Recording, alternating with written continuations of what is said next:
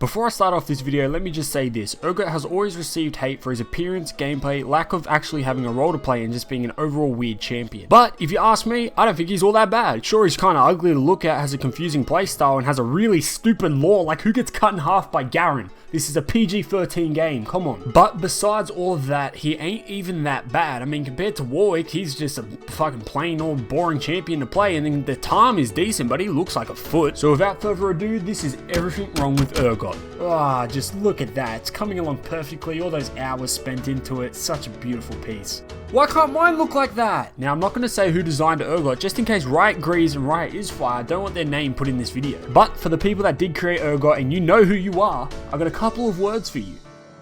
What the fuck? I mean, what exactly was going through your mind when you made this guy? He's a marksman with the shortest range out of all the marksmen in the game. Like, Teemo's a marksman and has more range than Urgot, and he doesn't even play ADC. Now, that's just saying something. I honestly can't see the angle they tried to take when they made Urgot and his kit. It kind of looks like they just took a bunch of abilities and chucked it all in one. This is what I imagine the Riot office was like when they were thinking of this guy. Bang! Alright, new ADC. Jerry, what do you have? Fat, ugly crab guy from Skyrim. We could put some missiles on him. We can make him maybe turn stuff around. Maybe put a shield on it. That is great. Alright, Christy from Walmart. What do you have on the lore? We need some lore for this guy. Crab guy coming out of nowhere. He needs to have some good backstory.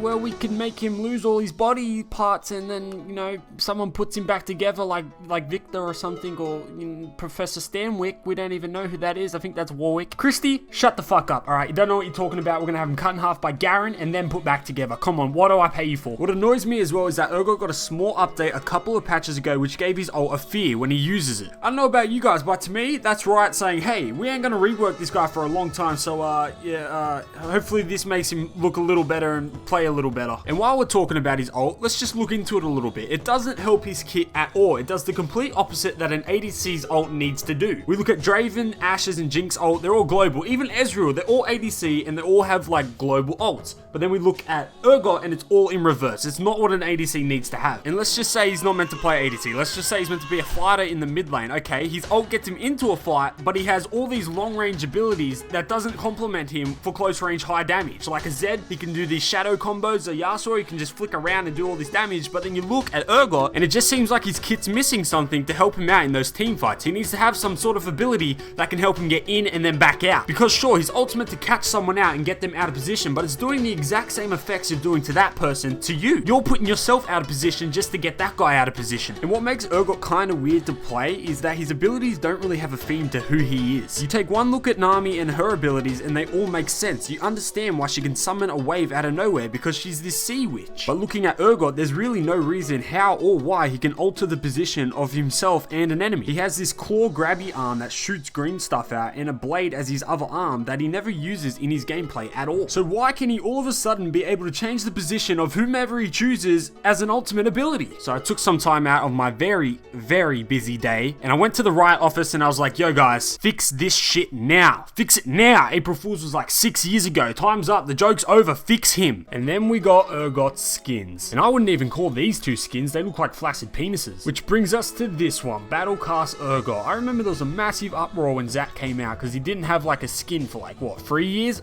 This came out 4 fucking years ago, Riot. It's only because the community is not having a massive uproar about it that they can just slide it under the rug and act like they don't need to give him a new skin. And that's about it for this video, guys. What I expect to see in the comment section is everyone writing about how bad Urgot is and he needs to be hotfixed now. Alright, see you guys in my next video.